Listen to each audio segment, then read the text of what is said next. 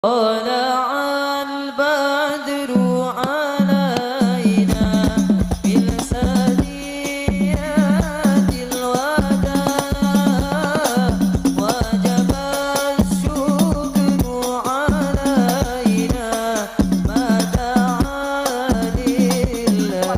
Yang dicari oleh mereka kok sampai seperti itu sekali? Bahkan kalau kita lihat dari sejarah, sebenarnya kita ini kan sampai pada masa Nabi Allah Ibrahim. Ibrahim punya dua anak, yang satu namanya Ishak, yang satu namanya Ismail. Dari Ishak punya anak namanya Yakub. Yakub tuh punya anak tuh, salah yang dikenal dengan Bani Israel sampai kepada Nabi Allah Yusuf. Artinya apa? Kalau kita pahami yang satu dari sudut sisi sebelah sana, yang satu kan dari keturunan Ismail sampailah ke kita. Kakeknya satu, Pak. Tapi kenapa lah mesti berantem habis-habisan seperti itu? Artinya apa? Sebenarnya mereka itu kan datang dulu. Datang, berkunjung awalnya tuh. Makanya para ahli sejarah mengatakan dulu itu bagaimana? Luar biasa Islam itu menerima sebuah perbedaan. Luar biasa Islam itu dulu menerima yang namanya apa? Yang walaupun bukan satu frekuensi dengannya, tapi tetap diterima oleh Islam. Makanya dimanapun ada umat Islam itu, pasti akan selalu ada kedamaian. Dimanapun ada umat Islam berada, pasti akan ada selalu ketenangan. Karena Islam adalah rahmatan lil alamin.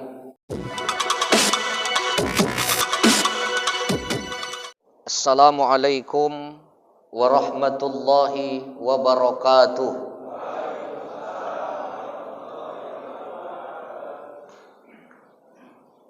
Alhamdulillahi rabbil alamin.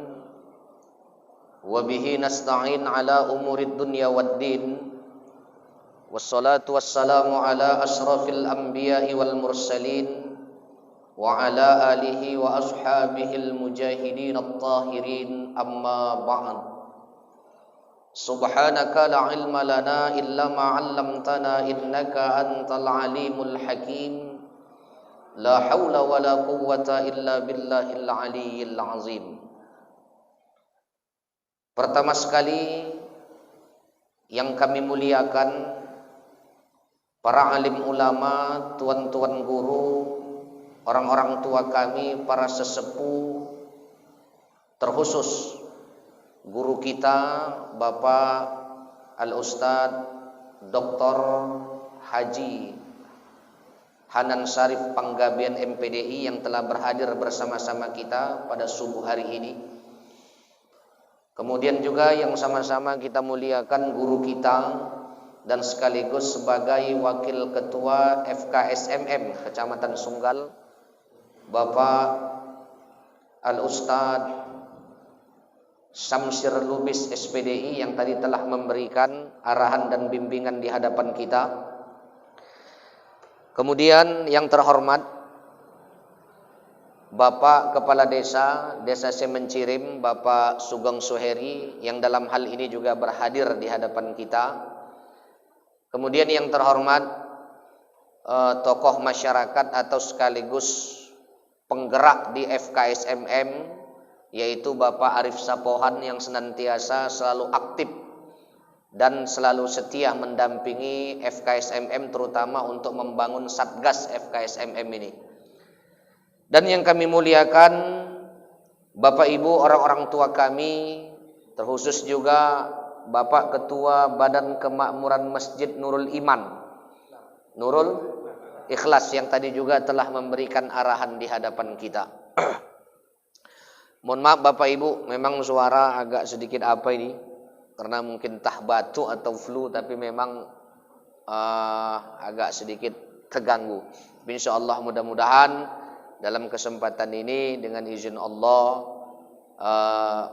suara bisalah berjalan dengan sebaik-baiknya. Baik, Bapak Ibu orang tua kami yang dimuliakan oleh Allah, kalau kita lihat di dalam Al-Quran surah Al-Baqarah ayat 23, itu dengan terang Allah katakan, wa in kuntum fi raibim mimma nazzalna ala abdina fa'atu bi suratim min misli wad'u syuhada'akum min dunillahi in kuntum shadiqin, kata Allah. Nah, dalam ayat tersebut Allah telah memberikan tantangan kepada manusia-manusia yang tidak percaya kalau Quran itu adalah memang murni ciptaan Allah. Karena kalau kita lihat dalam pandangan sudut sejarah, dulu sewaktu wahyu pertama diturunkan oleh Allah kepada Nabi Muhammad, ini banyak kalau kita lihat masyarakat kota Mekah pada waktu itu tidak percaya dengan kekuatan Quran, bahkan tidak percaya kalau Quran itu adalah produk dari Allah.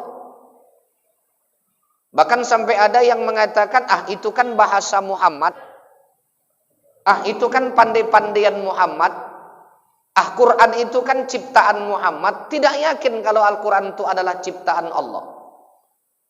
Makanya kalau kita lihat di dalam kitab Lubabun Nukul fi Asbabin Nuzul yang ditulis oleh Al-Imam Jalaluddin As-Suyuti, dengan gamblang dikatakan kalau Quran itu sampai hari ini bahkan sampai kapanpun tidak akan bisa untuk dipalsukan. Karena Quran itu inna nahnu nazzalna dzikra wa inna lahu lahafizun, kata Allah. Sesungguhnya Quran itu kata Allah, aku yang menurunkan dan aku yang menjaganya. Telah dijamin oleh Allah kalau Quran itu aku yang menurunkannya dan aku yang menjaganya. Jadi Pak Ustadz, sebenarnya hadirnya FKSMM ini adalah bagaimana untuk mensiarkan Quran itu sendiri. Itulah dibantu didukung oleh Pak Arif dan kawan-kawan yang lain. Untuk apa? Bagaimana mensiarkan dan menghidupkan nilai-nilai Quran itu. Makanya kalau kita dengar Quran palsu segala macam, tidak bisa, Bu. Kenapa sih dikatakan tidak bisa? Karena Allah yang menjaganya.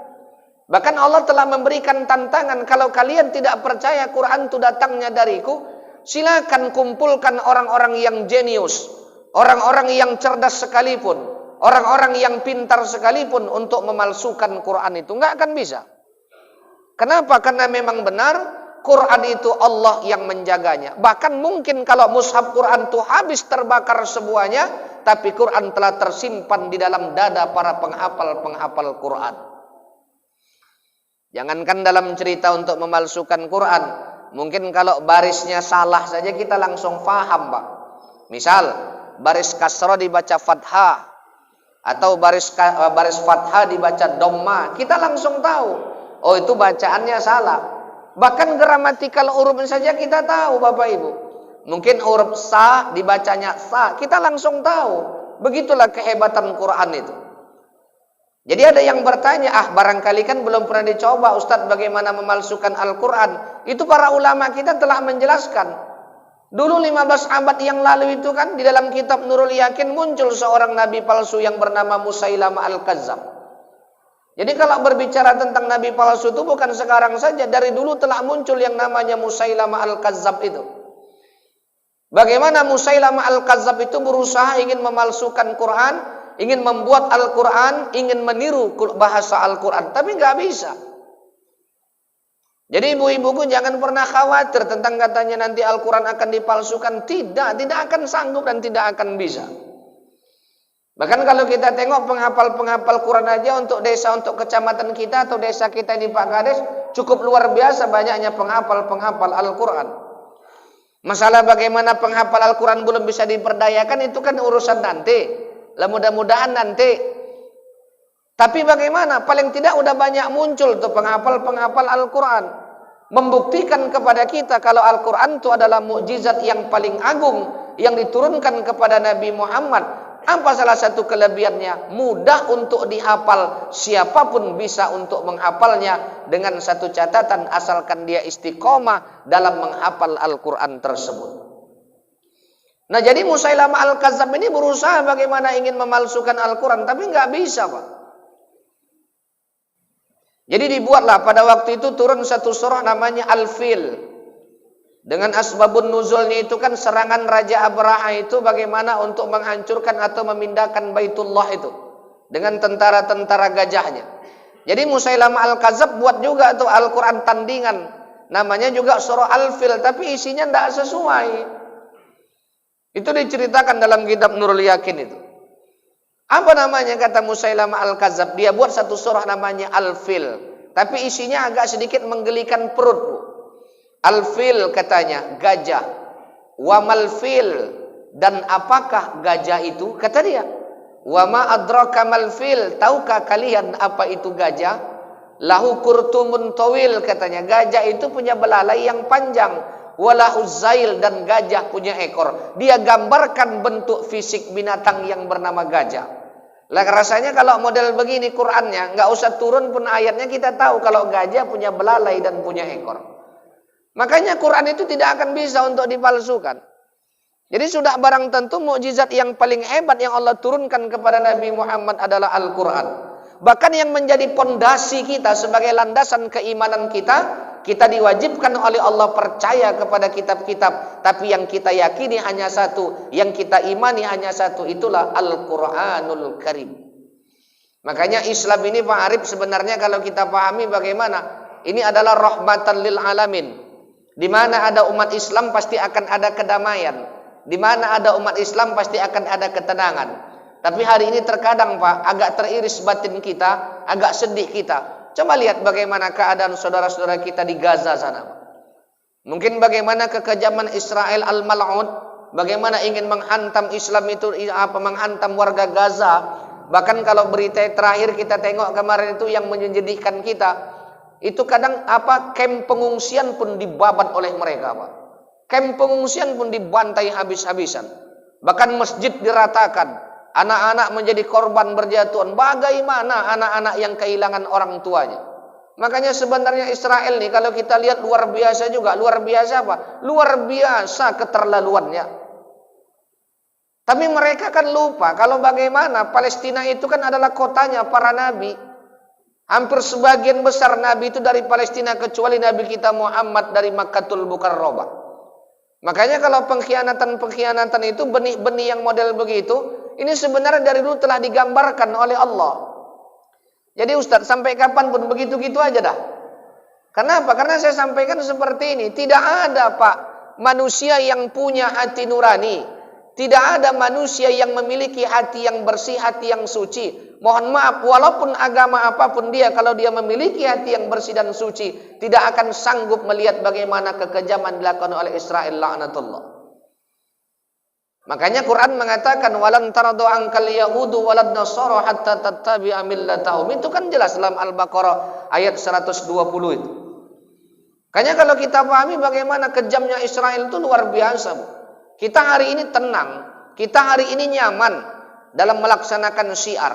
Bahkan saudara kita yang di sana untuk sholat saja pun terkadang terdengar bagaimana mortir dan rudal lain sebagainya. Kita hari ini tenang. FKSMM setiap minggu kita laksanakan. Bahkan kalau setiap minggu itu pasti ada susu apa? Sule ini. Masih enak kita Pak. Ada susu sule Bu. Dengar ceramah, bisa bersilaturahmi. Lah nasib saudara kita di sana. Makanya terkadang iba batin kita kalau ada yang mengatakan, nah itu kan bukan urusan kita. Sedih terkadang kita mendengarnya itu. Lah paling tidak kalau tidak bisa kita membantu dengan dana, bantulah dengan doa. Bantu dengan doa. Karena kalau kita lihat benih pengkhianatan, bahkan Quran telah menceritakan. Sebenarnya kalau kita lihat, apa sih yang dicari oleh mereka? Kok sampai seperti itu sekali? Bahkan kalau kita lihat dari sejarah, sebenarnya, kita ini kan sampai pada masa Nabi Allah Ibrahim. Ibrahim punya dua anak, yang satu namanya Ishak, yang satu namanya Ismail. Dari Ishak punya anak namanya Yakub. Yakub tuh punya anak tuh, salah yang dikenal dengan Bani Israel sampai kepada Nabi Allah Yusuf. Artinya apa? Kalau kita pahami yang satu dari sudut sisi sebelah sana, yang satu kan dari keturunan Ismail sampailah ke kita. Kakeknya satu Pak. Tapi kenapa lah mesti berantem habis-habisan seperti itu? Artinya apa? Sebenarnya mereka itu kan datang dulu. Datang, berkunjung, awalnya tuh. Makanya para ahli sejarah mengatakan dulu itu bagaimana? Luar biasa Islam itu menerima sebuah perbedaan. Luar biasa Islam itu dulu menerima yang namanya apa? Yang walaupun bukan satu frekuensi dengannya, tapi tetap diterima oleh Islam. Makanya dimanapun ada umat Islam itu, pasti akan selalu ada kedamaian. Dimanapun ada umat Islam berada, pasti akan ada selalu ketenangan. Karena Islam adalah rahmatan lil alamin. Nah makanya oleh karena itu kalau kita pahami, ini sebenarnya tinggal pertolongan Allah, tinggal kekuasaan Allah, qudratullah. sampai hari ini bagaimanapun kekejaman yang dilakukan oleh Israel terhadap warga Gaza itu, tapi alhamdulillah saudara-saudara kita di sana tetap bertahan. Istiqomahnya cukup luar biasa. Bahkan para ulama kita mengatakan kalau meninggalnya orang itu di sana itu sudah dibarang tentu mati jihad syahid di jalan Allah. Bahkan ada anak 10 tahun yang mengatakan, biarkan saja ayah ibuku telah meninggal dunia, mereka matinya adalah mati syahid. Anak umur 10 tahun sanggup mengeluarkan kata-kata seperti itu. Ini kan keimanan yang cukup luar biasa. Makanya hari ini iman kita tuh betul-betul diuji. Iman kita tuh harus kita praktekkan. Kenapa? Karena kita percaya kepada Al-Quran, dan mereka juga sebenarnya adalah saudara-saudara kita yang hari ini sedang ditimpa oleh dengan kesusahan, dengan penderitaan, dengan bagaimana serangan yang dilancarkan oleh Israel kepada saudara-saudara kita di sana. Ini harus senantiasa kita support, kita bantu dengan doa. Bahkan hari ini kan di lapangan Istana Maimun tuh besar-besaran tuh.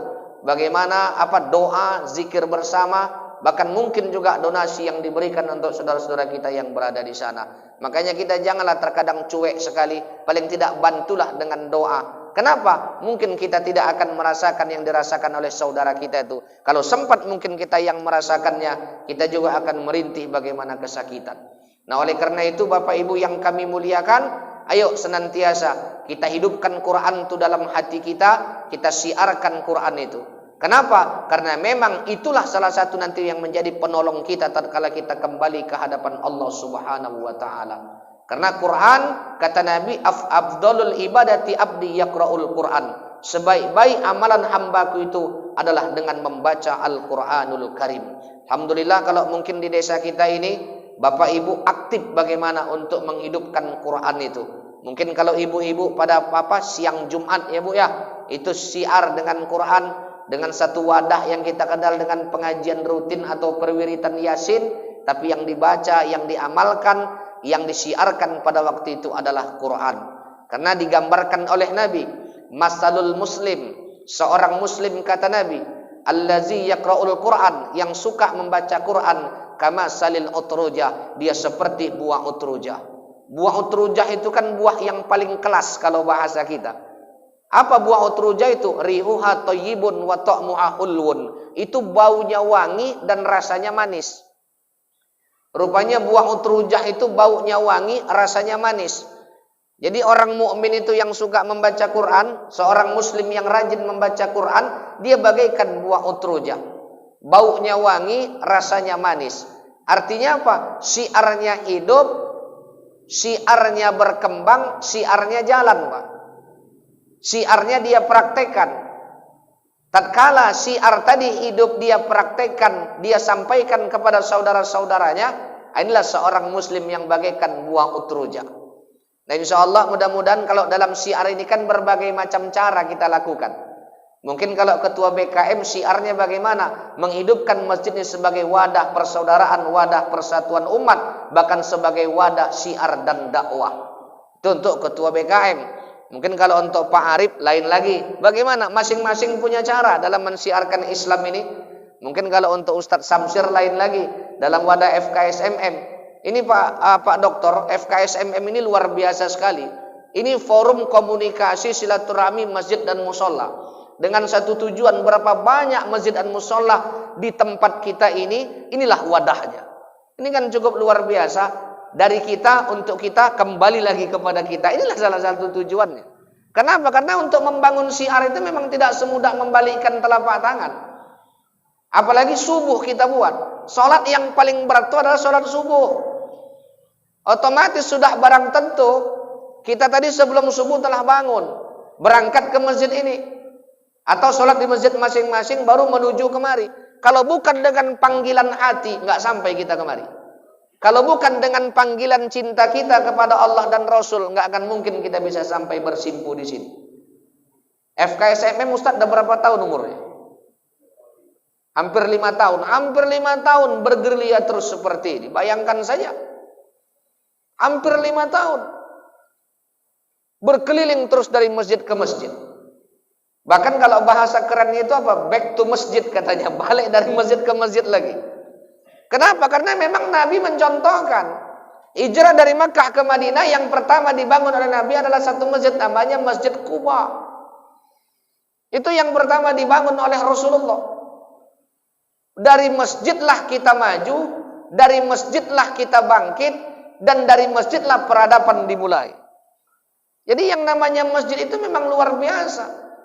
Tapi terkadang ada juga yang masjid itu kadang bukanya maghrib sama isya saja, ada juga.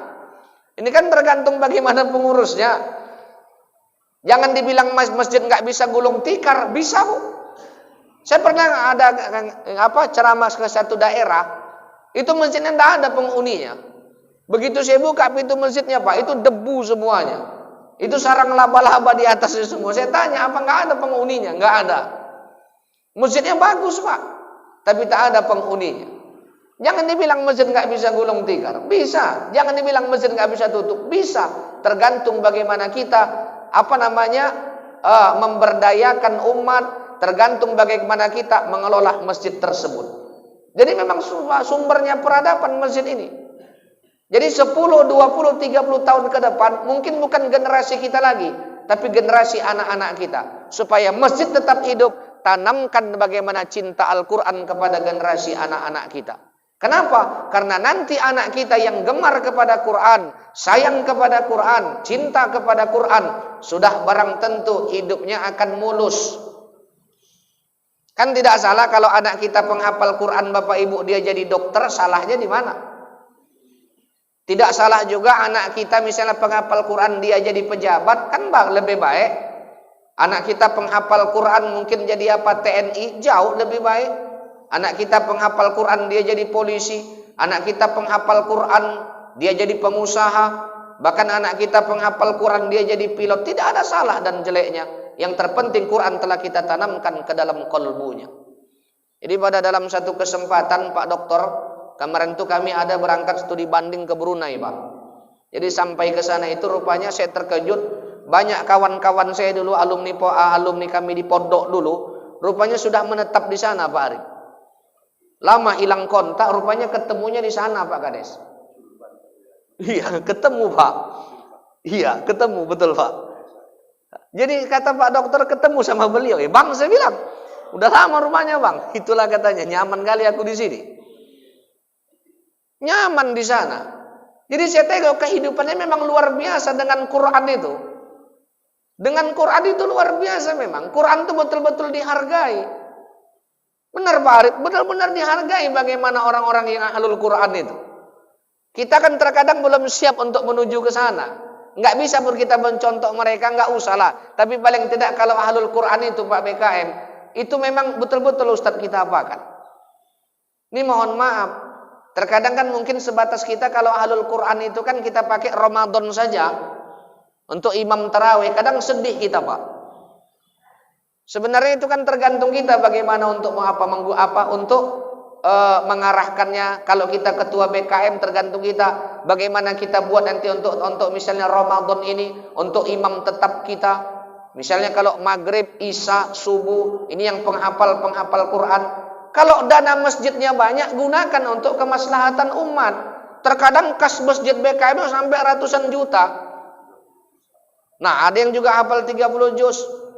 Nah artinya bagaimana kalau kita pahami? Ini mohon maaf Pak Ketua BKM, saya juga pengurus BKM Pak. Kalau dana BKM-nya itu besar, pembangunan memang sudah tidak ada lagi. Coba berdayakan untuk kemaslahatan umat. Coba kita pakai yang penghafal Quran itu. Tapi terkadang Pak protes jamaahnya Pak. Kami di masjid pernah kami buat, waduh Pak Ustadz nggak sanggup dah. Kenapa rupanya? Aduh satu malam 1 juz Pak Ustadz. Lama-lama hilang jemaahnya. Jadi macam mana lagi? Bukan salah BKM lagi. Jemaahnya yang nggak tahan. Nah ini tergantung kita bagaimana cara untuk menghidupkan tadi penghafal Quran. Jadi kawan saya tadi Pak Dokter luar biasa bahagianya di sana Pak Arif. Senang betul. Jadi pernah aku tanya sambil iseng-iseng siap kami buka puasa bersama, saya tanya, Bang izin saya Bang, saya bilang. Apa itu katanya? Ini mohon maaf Bang, ini bukan masalah apa, tapi saya perlu bertanya supaya saya tahu sebagai wawasan untuk saya Bang. Ya silakan katanya. Abang kenapa nyaman di sini? Saya tanya. Nyaman lah katanya. Kenapa Abang nyaman? Rupanya gajinya 1 bulan Ustaz itu 60 juta. Terkejut aku dengarnya Pak, 60 juta. Kalah kan Pak Kades, jauh kali sama kita. 60 juta. Orang Pak Kades aja nggak sampai segitu sebulan ya Pak ya gajinya kan. Tapi luar biasa yang diurusi kan Pak Kades. Salah nanti BLT ngamuk. Kan gitu kan Pak, itu biasa. Artinya apa? 60 juta. Makanya aku bilang berkah kalilah abang bang. Saya bilang kenapa? Kekuatan Quran tadi itu. Dan sana kalau penghafal Quran, para hafiz Quran itu diperintahkan oleh pemerintah setempat itu untuk udah bisa menjadi imam walaupun imam di sholat witir. Jadi betul-betul diberdayakan penghafal Quran itu. Karena selama kami tarawih di sana saya perhatikan itu imamnya 3. Sholat isyanya lain, tarawihnya lain, witirnya lain. Rupanya saya tanya, kalau yang ini yang mana Pak? Pak Ustadz. Rupanya kalau yang untuk yang singkat sholatnya itu imam junior. Jadi penghafal Quran yang junior itu memang telah bisa diberdayakan. Kalau untuk sholat tarawih yang 23 rakaat kalau di sana tidak ada yang 11, 23 itu bagaimana? Itu adalah imam-imam senior. Jadi betul-betul bagaimana Quran itu bisa diberdayakan dengan sebaik-baiknya. Bahkan insya Allah mudah-mudahan kita doakan bersama dengan harapan kita yang paling besar, mudah-mudahanlah saudara-saudara kita yang punya niat bagaimana untuk menghidupkan Quran, untuk memajukan Quran itu, segala hajat dan keinginannya dikabulkan, diijabah oleh Allah Subhanahu wa taala. Artinya apa? Dengan kekuatan Quran itu sendiri. Coba bayangkan.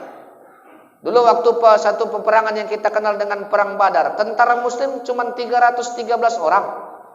Bagaimana pasukan musuh yang berjumlah ribuan tapi bisa kalah dengan pasukan muslim yang 313 orang? Kenapa bisa seperti itu? Pertolongan Allah. Salah satunya adalah dengan kekuatan Al-Quranul Karim. Jadi sebenarnya Quran itu mengangkat harkat dan martabat kita semua. Tapi terkadang kita yang lupa.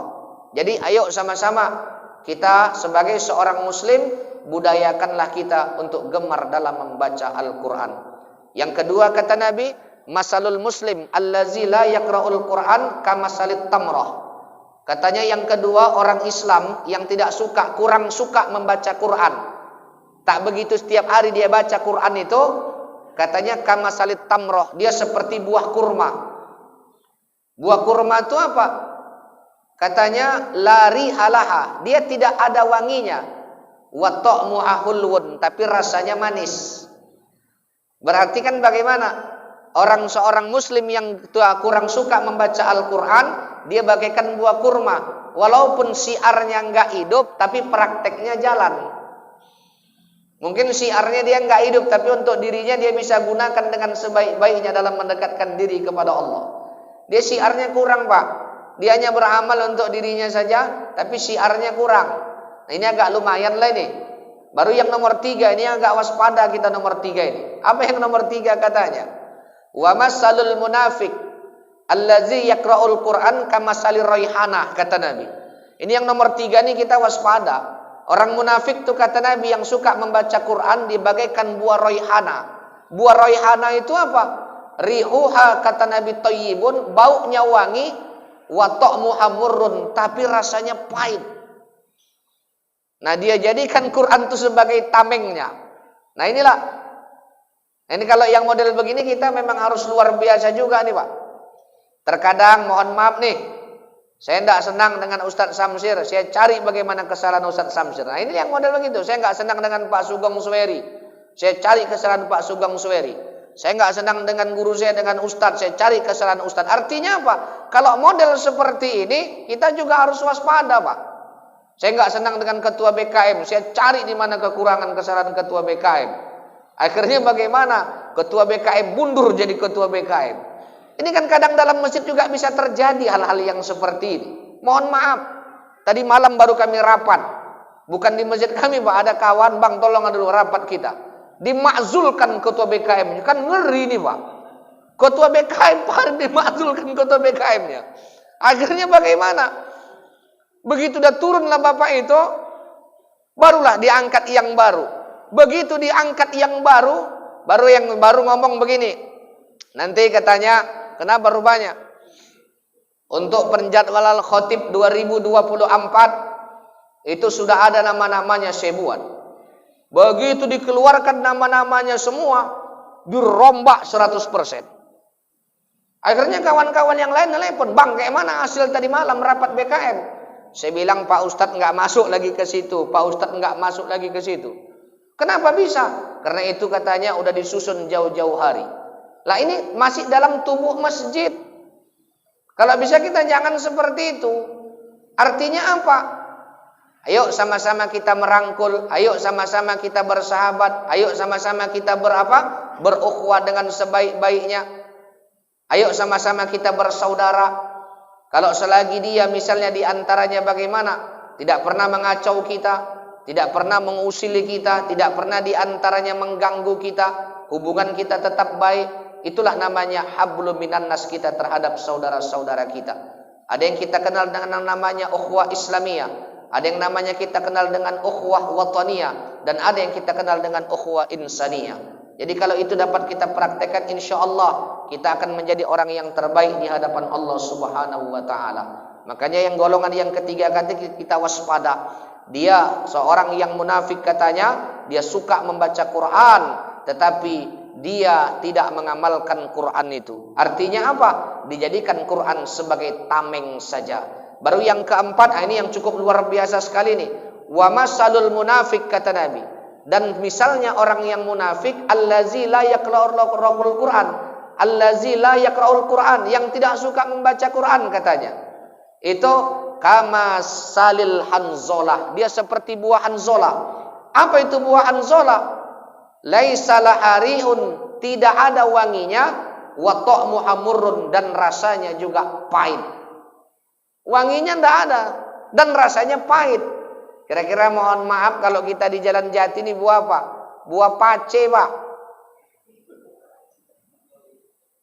Buah pace itu Pak Dokter buah mengkudu kalau kata orang Melayu. Itu buah mengkudu itu luar biasa itu, Pak. Ya aku suka Pak Ustadz, ya kalau ada sakit jadi minumnya lah. Kalau orang yang sehat kadang meminumnya berpikir kita, Pak. Kenapa rupanya? Udahlah baunya seperti itu, rasanya nggak karu-karuan. Nah kalau bisa kita kan yang pertama tadi, baunya wangi, rasanya manis, siarnya hidup. Walaupun dalam keluarga kecil kita. Karena sekarang kalau kita saksikan teknologi ini luar biasa canggihnya. Kadang teriris batin kita, mohon maaf. Ini bapak sama istri sama anak satu meja makan. Ini bapak pegang handphone, istri pegang handphone, anak pegang handphone. Macam saling nggak kenal satu dengan yang lain.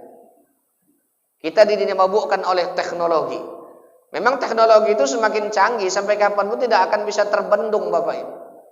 Tidak akan bisa terbendung. Saya misalnya rindu sama Ustadz Samsir. Kalau dulu cuma dengar suara. Sekarang video call sama Ustadz Samsir. Di manakah? Apa kabar Ustadz? Sehat Ustadz? Di mana posisi? Itulah teknologi. Tidak akan bisa terbendung sampai kapanpun. Tapi kita harus barengnya dengan akhlakul karimah. Hanya pernah saya lihat satu keluarga itu saya salut Ustaz. Jadi pas lagi makan sama-sama, bapaknya ngomong, handphone simpan dulu. Simpan mana anaknya? Udah siap makan baru cerita. Tadi waktu sekolah pelajaran apa nak? Yang sana anaknya tadi waktu di pondok, ini kan libur nih pulang. Apa yang dipelajari selama ini di pondok? Artinya apa? Siap makan itulah mereka berbicara. Saya bilang udah berapa lama Bapak amalkan yang model seperti ini? Dari dulu Ustaz. Yang penting kalau lagi makan, bahasa kita handphone itu ndak ada lagi dipegang. Istrinya nggak pegang handphone, anaknya juga enggak. Ini kadang kan lagi makan Pak, handphone sama handphone juga. Akhirnya nggak saling kenal satu kan yang dengan yang lain. Hilang rasa bagaimana kebersamaan dalam keluarga itu. Makanya kita kalau bisa, yuk kita bersama-sama minimal di tempat kita nih kita hidupkanlah syiar. Udah 5 tahun berjalan orang sudah tahu kalau udah subuh katanya ahad subuh ini pasti acara FKSMM. Bahkan FKSMM ini kalau kita lihat insya Allah mudah-mudahan di bawah pimpinan Ustadz Hendro, ini saya yakin dan percaya kita bisa menjadi wadah persatuan umat Pak. Ibu juga bisa aktif menjadi wadah kita untuk sama-sama berjuang, untuk sama-sama kita menghidupkan syiar, untuk sama-sama kita membumikan Al-Quran di tempat kita ini. Saya yakin dan percayalah kitalah yang berbuat. Kalau bukan kita yang berbuat, siapa lagi? Kalau bukan kita mulai daripada hal yang terkecil, kita tidak akan bisa bersama. Makanya Nabi juga punya sahabat. Nabi berjuang selama 23 tahun bukan sendirian, tapi Nabi berjuang selama 23 tahun itu ada para sahabat-sahabat yang mendukung. Makanya insya Allah mudah-mudahan kalau dari atas sampai ke bawah mendukung, yang atas dengan yang bawah bersinergi, kita yang bawah dengan yang atas sama-sama bersinergi, insya Allah mudah-mudahan kita bisa menjadi kuat, bisa menjadi yang namanya kita itu bisa tegar, dan kita juga bisa menjadi hidup dalam menghidupkan FKSMM ini. Walaupun hari ini mungkin kita berjuang dari bawah, tapi yakin dan percaya insya Allah saudara-saudara kita yang nanti mungkin diijabah oleh Allah segala keinginan dan hajatnya, sehingga setelah terwujud dan terkabul mudah-mudahan bisa memajukan FKSMM ini. Supaya apa? Bisa bersinergi satu dengan yang lain. Berjihadlah kita dengan apa yang telah Allah Ta'ala berikan kepada kita. Saya rasa insyaAllah Bapak Ibu orang tua kami, mari sama-sama kita hidupkan syiar, kita kompak dan kita doakanlah saudara-saudara kita yang berada di Gaza, di Palestina sana, dengan satu cara, mudah-mudahan Allah Ta'ala turunkan bantuan sehingga mereka diberikan kekuatan, yang kehilangan orang tua diberikan kekuatan ketabahan, yang kehilangan anak istri juga diberikan kekuatan ketabahan dan kesabaran. Karena mungkin hari ini Israel telah memutus jaringan internet, tapi dengan kudratullah, dengan kekuasaan Allah, media sosial tidak akan terbendung bagaimana informasi yang diberikan. Bahkan tidak sedikit juga bantuan-bantuan dari saudara kita, Pak. Kadang menetes air mata kita. Miliaran bantuan yang terkumpul. Kalau bukan atas izin Allah, izin siapakah? Sehingga bantuan itu bisa terkirim ke sana, terkumpul ke sana. Kenapa? Karena kita mengutuk keras tindakan-tindakan keji yang seperti itu. Bahkan seolah-olah manusia itu dianggap seperti binatang, nggak ada harganya lagi. Kalau memang bisa dianggap sama-sama seperti manusia, kan tidak akan bisa terjadi hal yang seperti itu. Tapi manusia dianggap seperti binatang. Makanya kita berdoa, bermunajat kepada Allah, mudah-mudahan senantiasa saudara kita di sana dalam perlindungan dan penjagaan Allah Subhanahu wa Ta'ala. Izin saya mungkin dapat saya sampaikan, semoga bermanfaat. Apa tazkirah atau tausiah singkat ini. Terima kasih atas segala perhatian. Mohon maaf atas segala kekurangan. Semoga kita semua dalam lindungan Allah Subhanahu wa Ta'ala. Usikum wa nafsi bitaqwallah. Assalamualaikum warahmatullahi wabarakatuh.